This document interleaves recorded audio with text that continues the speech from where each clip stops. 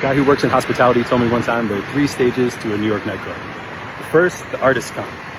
Second, the Wall Street guys start coming. And then the third one, shut it down.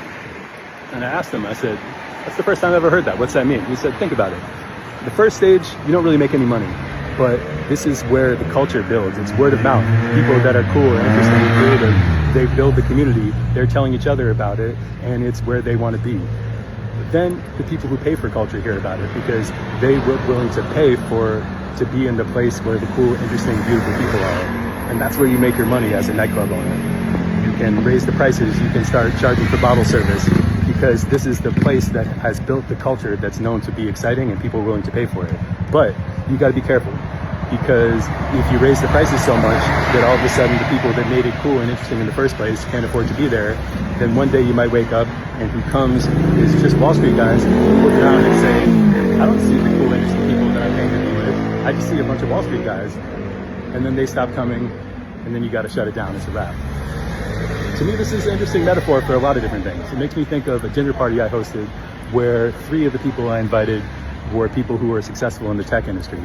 And one by one, before the party, they called me, each one, and they were like, hey, I know this might be weird, but I'm not going to be sitting with all tech guys, am I? I don't want to be with a bunch of tech guys.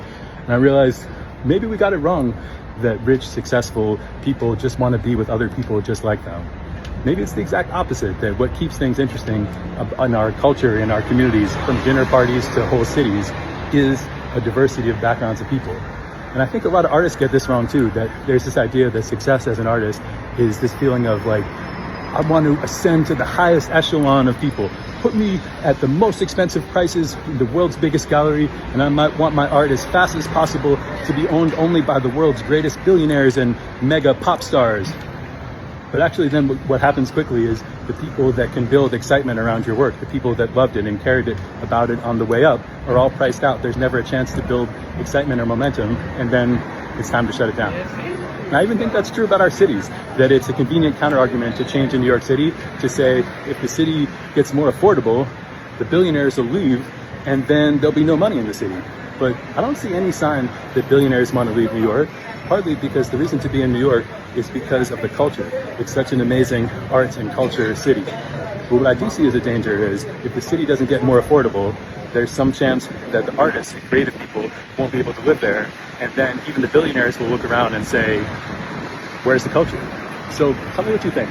Do we want to be in the arts and a culture in a city where there's some chance where everything will have left that made it interesting and we'll all just look around and say, time to shut it down?